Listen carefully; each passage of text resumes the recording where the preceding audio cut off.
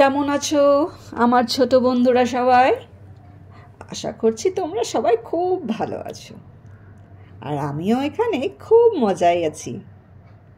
আজকে যে গল্পটা তোমাদেরকে পড়ে শোনাবো না, সেটা দারুণ। গল্পটাতে না একটা খুব কিউট, একদম গোলু গোলু নাদুস নুদুস ভেড়ার বাচ্চা আছে। ও যে হয় না শিপ, হয় না শিপ, শিপের বেবি ল্যাম্প, সেই ল্যাম্প, তার মানে ভেড়ার বাচ্চা। তো এই গল্পটা কিন্তু খুব সুন্দর, তোমরা সবাই মন দিয়ে শুনবে, কেমন? তো গল্পের নাম হচ্ছে নেকড়ে এবং ভেড়ার বাচ্চা। একদিন একটা ছোট্ট ভেড়ার বাচ্চা একটা ঝর্ণার ধারে জল খেতে গেল। যখন সে জল খাচ্ছিল তখন একটা নেকড়েও সেখানে এলো জল খাবার জন্য। নাদুস নুদুস ভেড়ার বাচ্চাটাকে দেখে ওই নেকড়ে ভাবল,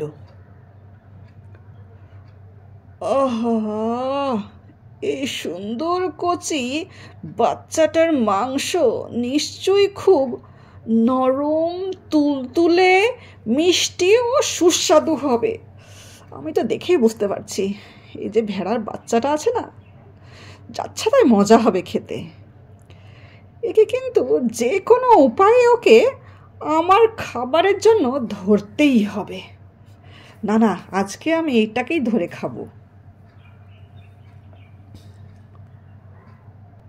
ফলে নেকড়ে ভেড়ার বাচ্চার খুব কাছে গিয়ে বলল, এই আহাম্মক, তুমি আমার খাবার জলটা নোংরা করলে কেন? ভেড়ার বাচ্চা তো ভয় পেয়ে গেল। ভেড়ার বাচ্চা তখন ভয়ে ভয়ে বলল, না প্রভু, না না, তা কি করে হয়? জল তো আপনার দিক থেকে আমার দিকে গড়িয়ে আসছে। দেখুন দেখুন, জল তো আপনার দিক থেকে আমার দিকে গড়িয়ে আসছে। আমি তো জল নোংরা করিনি। নেকড়ে তখন বলল, এই ফাজিল, আমার সঙ্গে তর্ক করবি না। সম্ভবত তুই সেই অভদ্র জীব যে গত মাসে আমাকে গালিগালাজ করেছিলি না? হ্যাঁ হ্যাঁ, তুই হবি যে আমাকে গালিগালাজ করেছিলি, আমার ঠিক মনে পড়ছে।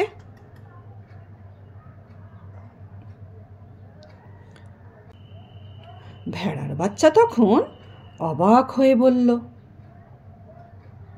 হ্যাঁ, আমি গালিগালাজ করেছি? কিন্তু আমি তো আমি তো গত মাসে জন্মাইনি প্রভু। আমার তো এখনো 1 মাসেরও হ্যাপি বার্থডে হয়নি। নেকড়ে বলল, তাহলে সে নিশ্চয়ই তোমার মা ছিল, যে আমার সাথে অভদ্র আচরণ করেছিল, তাই না? ঠিক ঠিক, তোমার মাই করেছিল এটা। এই বলে পাজি নেকড়ে তখন ছোট্ট বাচ্চাটার ওপর লাফিয়ে পড়ে তাকে খচ্চাম করে ধরে মেরে ফেলে খেয়ে ফেলল। তাহলে শুনলে তো আমার এই সুন্দর গল্পটা? খুব সুন্দর না? এই গল্পটা থেকে আমরা কি শিক্ষা পাই? এই গল্পটা থেকে আমরা এটাই শিক্ষা পাই যে সর্বদা মন্দ লোকের ছায়া থেকেও দূর থাকতে হয়।